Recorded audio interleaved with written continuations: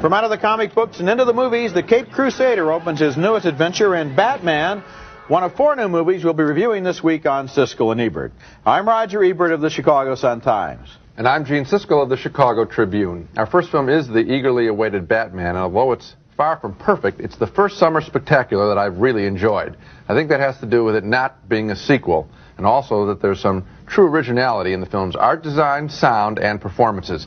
As been reported, this is a darker Batman, not at all like the campy 60s TV show. Jack Nicholson stars as criminal Jack Napier, here out to rob a chemical factory with the police and Batman, Michael Keaton, in pursuit.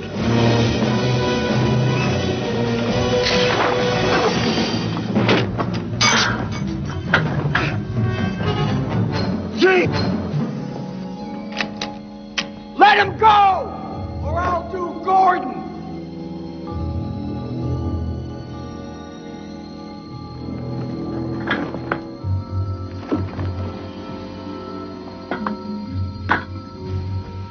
Nice outfit.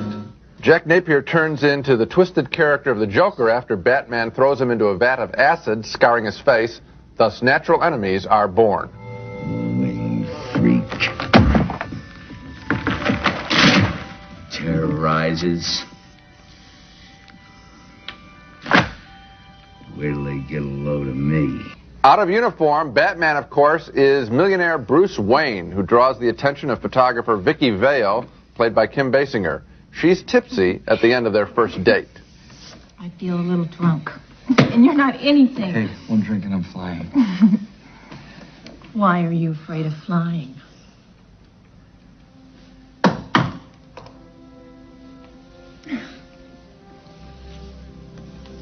The 3 main players are brought together when the Joker tries to disfigure Vicki Vale with acid as part of his crime wave.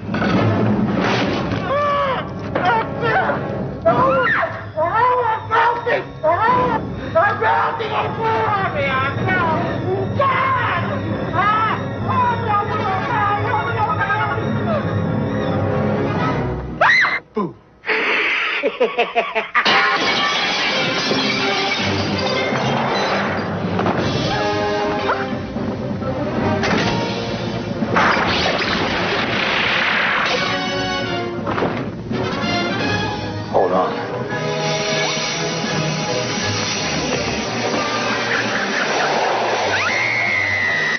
The film plays down Batman's paraphernalia, save for the last act, a confrontation between Batman and Joker in the street and sky above Gotham City.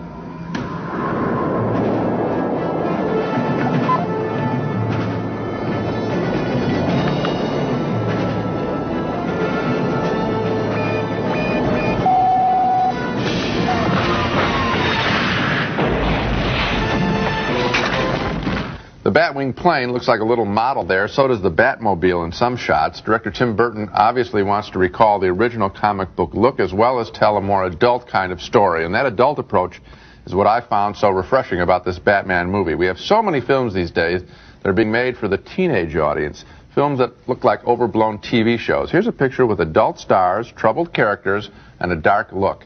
It's a shame that that approach has to be considered a risk these days, but I'm certainly glad the approach was taken. I enjoyed this Batman. You said you enjoyed it more than any of the other entertainment pictures this summer. I certainly didn't think it was as much fun as the Indiana Jones film. More for me. And I've been through that one before. As I looked at it, the thing that struck me most of all was the art direction. Gotham City in this movie is one of the original places in the movies. I thought it was very well done. It reminded me of places like Metropolis in the movie by Fritz Lang, or the futuristic Los Angeles in the movie Blade Runner by Ridley Scott. So I thought that the art direction was sensational. I thought the special effects were good. I thought those buildings looked like they went up 1.5 miles into the sky. I thought the dark film noir look of the film was very nice, but I didn't care about anything that happened in the movie. I never really found that these characters became people that I could get involved with. I felt that Nicholson, as the Joker, went on way too long. He was on too often. He was doing the same thing over and over. I found the relationship between Bruce Wayne and Vicki Vale didn't work at all, Kim Basinger and Michael Keaton. In fact,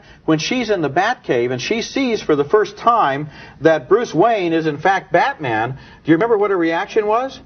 She had no reaction. I think they left the reaction out of the film. They didn't even care that she was surprised. No, she knew, and I think there are indications throughout the picture that these people know who they are in other lives, in other alter egos kind of situations. Well, I don't. It's very true between Batman and Jack Napier at the beginning of the film. When they give each other knowing looks, they're setting up a battle for the future. Well, Gene, the thing, whether she knew who he was or not, is part of the suspension. In these movies, all of these movies, the superhero wears a mask that covers the top half of his face. It's like RoboCop. Right. Well, anyone can see that it's Michael Keaton, right. but the whole deal in the movie is that you're not supposed to notice that until the person takes off the mask and you say, "Oh my God, it's Bruce Wayne." Right, so she didn't know. That isn't the whole business of the picture. I thought that the Bruce Wayne character was a fascinating guy. Rather than playing this as a strong man, I thought it was interesting to show this guy as sort of conflicted and nervous about it, and that's why he goes into this big pose. Well, that's a modern touch that I wasn't surprised about. I'll tell you this much about the film. It's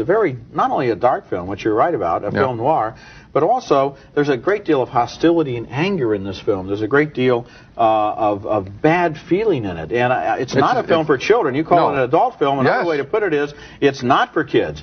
I don't think so. It's an extremely disturbing film. Don't you find that? Well, wait a minute. Aren't you glad to be disturbed? And you know how I mean that. I would have been glad to be disturbed by a film that made me care, that was able to get to not only use its special effects, but to encompass and surpass the special effects with a story. Because the one thing Spielberg knows in his special effects pictures is you've got to have strong characters and a strong story, or the special effects simply become something nice to look at. I felt that I had entered a complete world, a psychological world, and a visual world. I bought it.